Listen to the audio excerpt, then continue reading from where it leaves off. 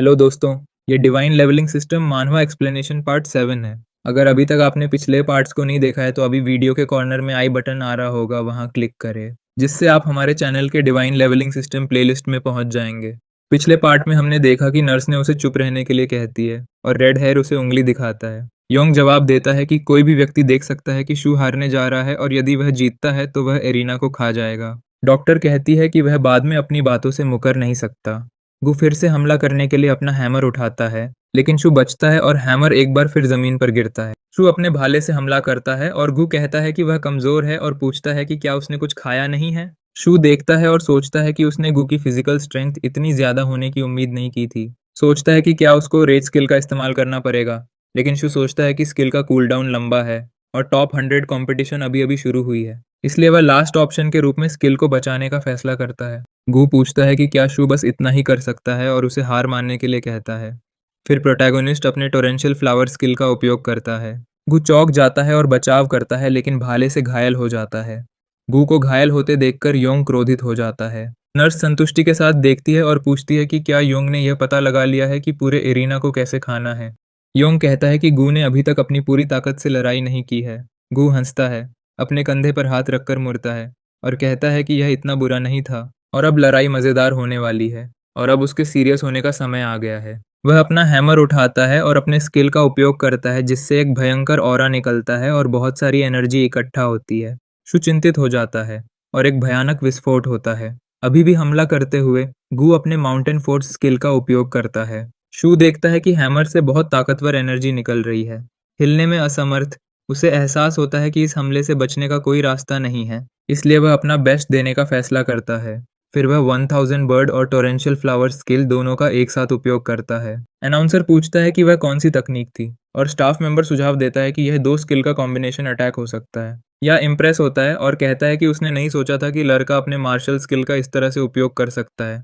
एक और भयानक विस्फोट होता है और प्रोटैगनिस्ट खांसते हुए और घायल होकर पीछे हट जाता है। गू हंसता है और कहता है कि यह ठीक है, बहुत समय हो गया है जब से कोई लड़ाई इतनी रोमांचक रही है, और इनाम के तौर पर वह अपने हैमर से शू का सिर कुचल देगा और पूछता है कि क्या यह मजेदार नहीं होगा।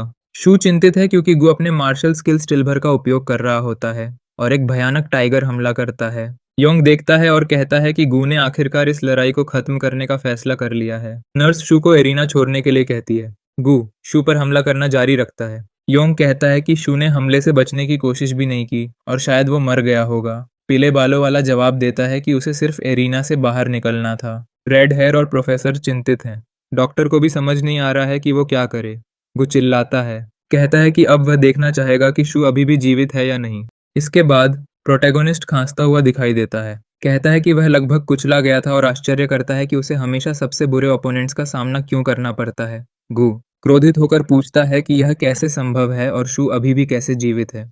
शू कहता है कि तुम्हें निराश करने के लिए मुझे दुख है, लेकिन अब वह वार्म अप कर चुका है। फिर वह हमला करता है। गू पूछता है कि क्या ये फिर से वही स्किल इस्तेमाल कर रहा है और कहता है कि इसका कोई मतलब नहीं है। वह ब्लॉक करता है और शू हमला करना जारी रखता है। वे एक दूसरे पर शक्तिशाली वार करते हैं। गू सोचता है कि इस लड़के को क्या हुआ और ये अचानक इतना मजबूत कैसे हो गया। वह स्टॉर्म हैमर स्किल का उपयोग करता है और कहता है कि वह हारेगा नहीं, फिर वे लड़ते रहते हैं। प्रोफेसर देखता है और कहता है कि वे दोनों पूरी ताकत से लड़ रहे हैं। रेड हेयर कहता है कि ऐसा लगता है कि शू अपने ओपोनेंट की स्पीड के साथ बने रहने के लिए संघर्ष कर रहा है। नर्स उसे चुप रहने के लिए कहती है कि वह कुछ नहीं जानता। अभी भी लड़ते हुए गू और अधिक निराश हो जाता है और पूछता है कि यह कैसे हो सकता है। फिर गू फियर्स लायन स्किल का उपयोग करके हमला करता है। शू अपने 100 बर्ड स्किल से हमला करता है और कहता है कि यह उसका अंत है। अपने अपने हमले का उपयोग करते हुए दोनों भिड़ जाते हैं और प्रोटैगोनिस्ट अपने भाले को अपने ओपोनेंट की गर्दन के पास रोकता है। कहता है कि वह हार गया है। रेड हेयर अपने दोस्त के लिए खुश है और नर्स योंग से पूछती है कि वह एरिना को कैसे खाना पसंद करेगा। क्या वह इसे कच्चा खाएगा या तला हुआ या स्टीम्ड खाना पसंद करेगा। डीन खड़ा हो जाता है और सोचता है कि उसे विश्वास नहीं हो रहा कि शू जीत गया। अनाउंसर शू की बांह उठाता है और लोग उसका नाम चिल्लाना शुरू कर देते हैं। घायल गू उठता है और शू के तरफ एक पॉकेट बॉम्ब फेंकता है।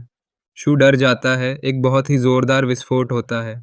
गू पीछे फेंक जाता है और हंसता है, यह कहते हुए कि शू निश्चित रूप से खत्म हो गया होगा और यह उसके लिए सही है। लेकिन शू मिस्टर ये के शील्ड द्वारा बचा लिया जाता है। ये एक हाई लेवल स्किल है जो स्फेरिकल ओरिजिन एनर्जी का उपयोग करता है और केवल लेवल 6 या उससे ऊपर के मार्शल आर्टिस्ट ही अपने शरीर के भीतर ओरिजिन एनर्जी बना सकते हैं। और इसका उपयोग करके एक ढाल बना सकते हैं जो उन्हें किसी भी हमले से बचा सकती है। ये पूछता है कि क्या शू ठीक है। शू सोचता है कि क्या ये ओल्ड मैन एक हाई लेवल मार्शल आर्टिस्ट है, और जवाब देता है कि वह ठीक है और उसे धन्यवाद देता है। मिस्टर ये कहते हैं कि वे उसे ठीक देखकर खुश हैं और उसे अच्छा काम करते रहने के लिए प्रोत्साहित करते हैं क्योंकि वे उसमें क्षमता देखते हैं। फिर वे गू से कहते हैं कि वे जानते हैं कि वह हर कीमत पर जीतना चाहता है, लेकिन अपने ही साथियों के खिलाफ धोखे से हमला करके तुमने अपनी सीमा पार कर दी है। डीन पास आते हैं और पूछता है कि क्या ये ठीक है। ये पूछता है कि क्या वे इन्हें ही आउटस्टैंडिंग स्टूडेंट कह रहे थे। डीन माफी मांगता है और कहता है कि उन्हें अपने स्टूडेंट्स के इस तरह के व्यवहार के लिए कोई माफी नहीं दी जाएगी और वे उसे उचित सजा देंगे। शू को लगता है कि डीन की चापलूसी से लगता है कि मिस्टर ये एक अच्छे इंसान होंगे। डॉक्टर पास आती है और उसकी शर्ट उठाती है, पूछती है कि क्या उसे कहीं चोट लगी है। शू जवाब देता है कि वह ठीक है और पूछता है कि वह उसका जांच क्यों कर रही है, क्योंकि उसने पहले ही उसे बता दिया कि वह ठीक है। प्रोफेसर पास आते हैं और कहते हैं कि इस अनएक्सपेक्टेड इवेंट के कारण कल के मैच पोस्टपोन्ड कर दिए जाएंगे और शू से अपनी चोटों का इलाज करने और फिर वापस डॉर्मेटरी में जाने के लिए कहते हैं। प्रोटैगोनिस्ट पूछता है कि मिस्टर ये कौन है। लुओ जवाब देता है कि उसे यकीन नहीं है, लेकिन उसे लगता है कि यह 5 मुख्य एकेडमी में से एक का सुपरवाइजर है और यहाँ इवैल्यूएशन के लिए आया है। शू कहता है कि वह उनके जैसा मार्शल आर्टिस्ट बनने का इंतजार नहीं कर सकता। स्टूडेंट डॉर्मेटरी में शू अपने कमरे में है और देखता है कि सिस्टम द्वारा आयोजित मंथली लॉटरी के अलावा उसे लेवल 15 तक पहुंचने के लिए एक और लॉटरी मिला है। अब उसके पास 2 मौके हैं। वह सिस्टम को व्हील घुमाने के लिए कहता है। उसे एक बड़े प्राइस की उम्मीद करता है। जब व्हील रुकता है तो वह निराश हो जाता है, क्योंकि ये नाइव्स के लिए एक silver martial art skill card होता है और वह नाइव्स का उपयोग भी नहीं करता है। System martial art skill card की ज्यादा संख्या को देखकर सिंथेसिस सिस्टम को सक्रिय करता है, जो शू के किसी भी 3 सेम लेवल के स्किल कार्ड को जोड़कर एक न्यू स्किल कार्ड बना देगा। शू उत्साहित हो जाता है और कहता है कि वह इस नई सुविधा को आजमाने के लिए इंतजार नहीं कर सकता है और उसे अभी भी एक स्पिन करना है, इसलिए वह सिस्टम को फिर से व्हील घुमाने के लिए कहता है।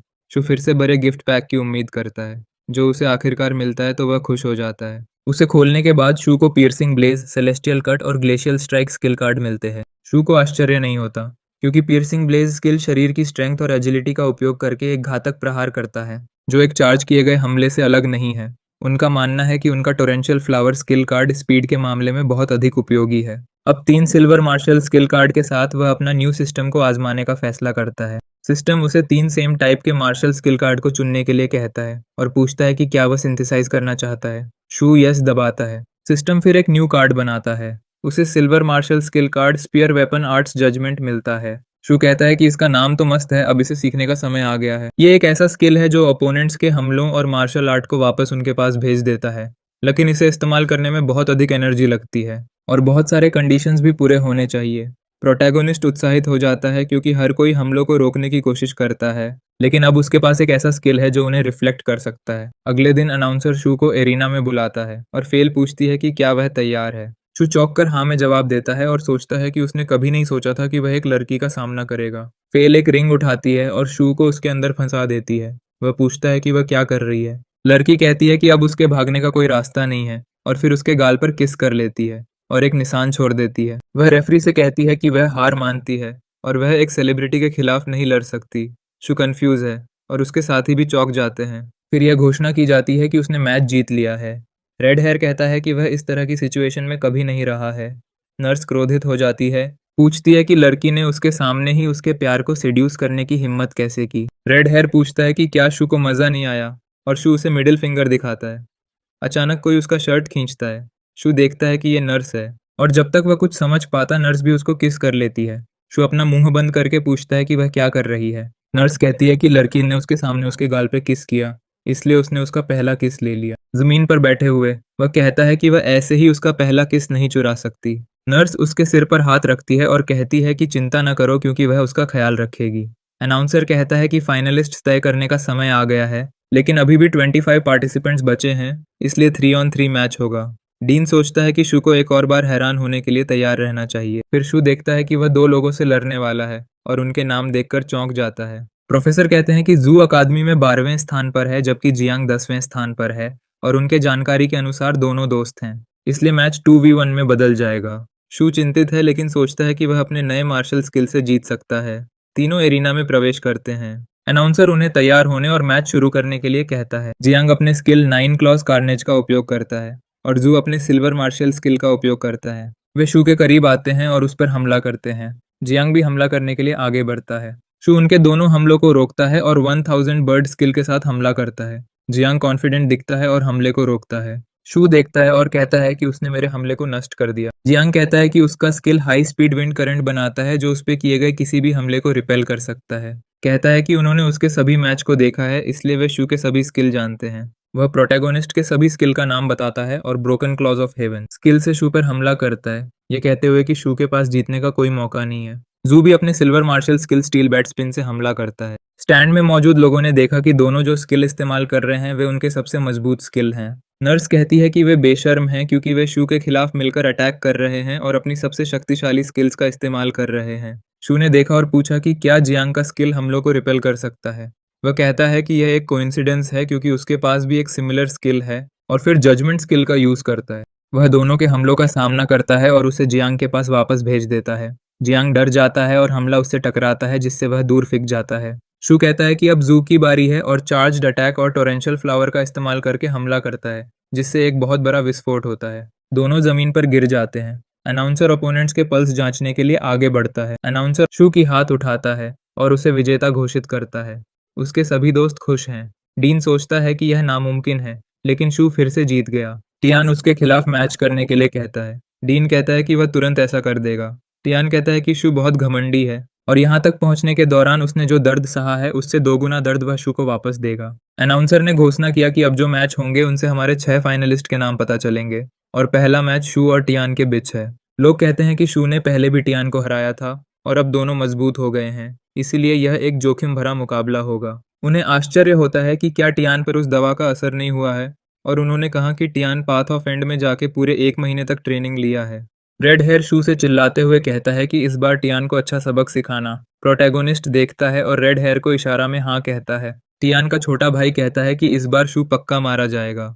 रेड हेयर पूछता है कि क्या वह अपने भाई को हारते हुए देखने आया है। टियान का भाई गुस्सा हो जाता है और कहता है कि वे कल्पना भी नहीं कर सकते कि उसके भाई ने ट्रेनिंग में कितना दर्द झेला है और उसने ये सब शू को हराने के लिए किया है। एरिना में टियान कहता है कि समय उड़ जाता है और वह फिर से उसका सामना करने के लिए यहाँ है, लेकिन इस बार वह उसे खत्म कर देगा। अपनी एनालाइजर आई से शू ने देखा कि टियान अब रैंक 2 का मार्शल आर्टिस्ट बन गया है और उसकी ओवरऑल कॉम्बैट पावर उसे भी ज्यादा है। शू ने कहा कि उसे भी यही बात कहना है कि टियान के पिता ने यह क्लियर कर दिया था जब उसने उसके पीछे हत्यारे भेजे थे और वह तब तक नहीं रुकेंगे जब तक कि उनमें से कोई मर नहीं जाता।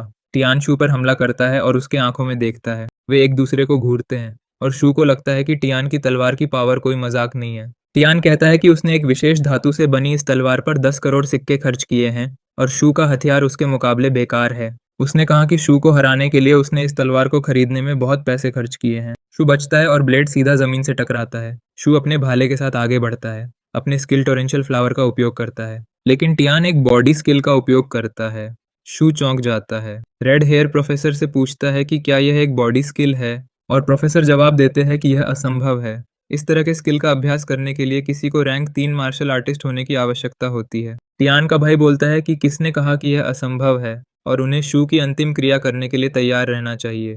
टियान अपने स्किल अर्थ स्प्लिट स्लाइस का उपयोग करता हुए शू पर हमला करता है और कहता है कि उसके पास अभी भी एक और हमला है। वह फिर एक्सप्लोसिव फिस्ट से हमला करता है और शू को पीछे धकेल देता है और उसे गंभीर चोटें देता है। शू को लगता है कि टियान की एक्सप्लोसिव फिस्ट पिछली बार की तुलना में बहुत ज्यादा मजबूत है और अब तो वो बॉडी स्किल का उपयोग करने में भी सक्षम हो गया है, जिसका मतलब है कि वह रैंक 3 मार्शल आर्टिस्ट बनने के करीब पहुंच चुका है। शू अभी कूलडाउन के कारण रेज स्किल का उपयोग भी नहीं कर सकता है। उसे मैच जीतने के लिए कोई दूसरा तरीका ढूंढना होगा। टियान पास आता है और कहता है कि शू हमेशा की तरह कमजोर है, जबकि प्रोटैगोनिस्ट अपने स्किल 100 बर्ड का उपयोग करके हमला करता है। टियान पूछता है कि क्या शू को अब भी लगता है कि वह इस मार्शल स्किल से डरता है। टियान कहता है कि उसने न केवल अपनी तलवार पर बल्कि बहुत सारे स्किल कार्ड पर भी पैसा खर्च किया है ताकि शू के खिलाफ सही हमला किया जा सके। फिर क्लाउडबर्स्ट, टोरेंट और फिर ट्रैक्शन के साथ हमला करते हुए वह कई लपटें बनाता है जिससे शू का हमला खत्म हो जाता है। स्टैंड में मौजूद लोग चौंक जाते हैं। प्रोटैगोनिस्ट सोचता है कि यह दूसरा ऐसा स्किल है जिसने मेरे 100 बर्ड स्किल को बेअसर कर दिया है।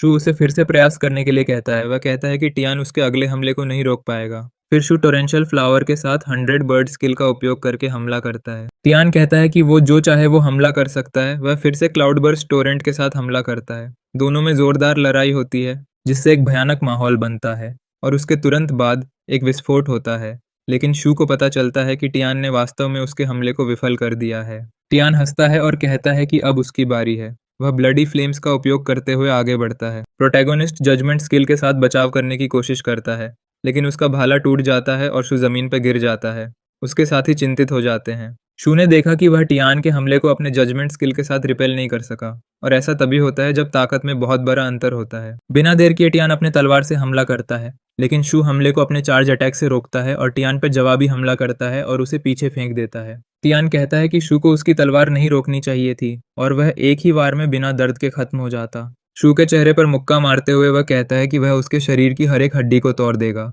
फिर एक्सप्लोसिव फिस्ट स्किल का यूज करता है। शू रोकने की कोशिश करता है और स्टैंड में मौजूद लोग उसे हार मानने के लिए कहते हैं। शू कहता है कि नहीं, वह कभी हार नहीं मानेगा, जबकि टियान उसके चेहरे पर कई मुक्के मारता जा रहा है।